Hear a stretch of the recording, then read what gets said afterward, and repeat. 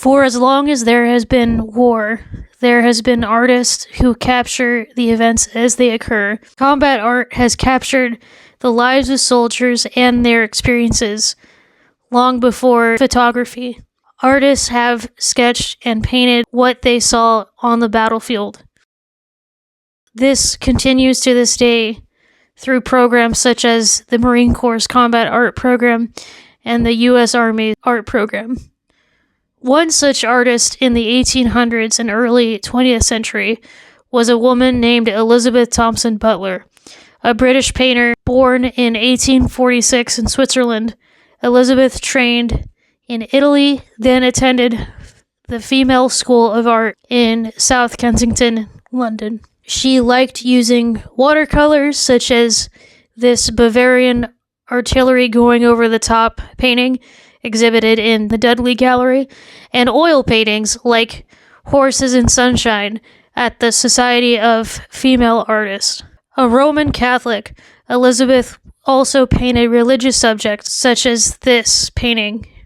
Her inspirations were Jean-Louis Ernest Messina and Edouard Dutelier. During the Franco-Prussian War, Elizabeth painted Missing in 1873, and her most famous painting, The Roll Call. It was shown at the Royal Academy Summer Exhibit. Crowds of people would show up to see the roll call, and it got so crowded that the police had to show up to protect the painting. Many Victorians were impressed with her work, as it was not normal for a young woman to be a painter, let alone for her to paint such strong subject matter.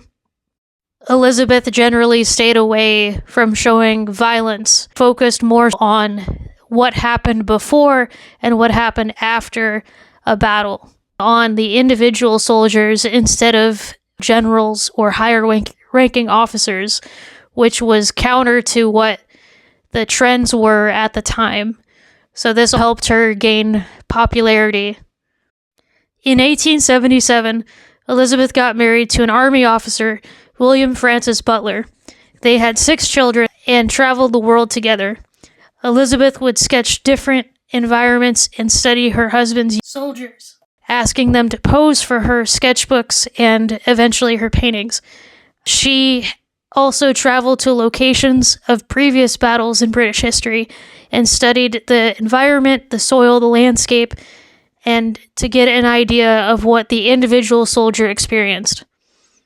She was very well known by her peers and the public in general. Many Victorians liked her art because they were patriotic, but her art was not just patriotic. It fixated more on the humble soldier and what his experience was like. Later in life, Elizabeth directed her attention to the Great War. Her artwork continued to center around the individual soldiers and their experiences.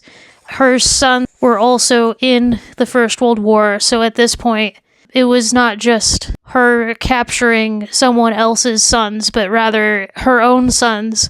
It was personal for her. Another famous painting she did was The Magnificent in 1872, Missing in 1873, the 28th Regiment of Quatre-Bras, 1875, and Scotland Forever. Some of her World War I paintings was A Man of Kent in 1919, On the Morrow of Talavera in 1923, The Charge of the Dorset Yeomanry of Agia in 1917, A Lament in the Desert 1925, A Detachment of Cavalry in Flanders 1929, and The Retreat from Mull Royal Horse Guards in 1927.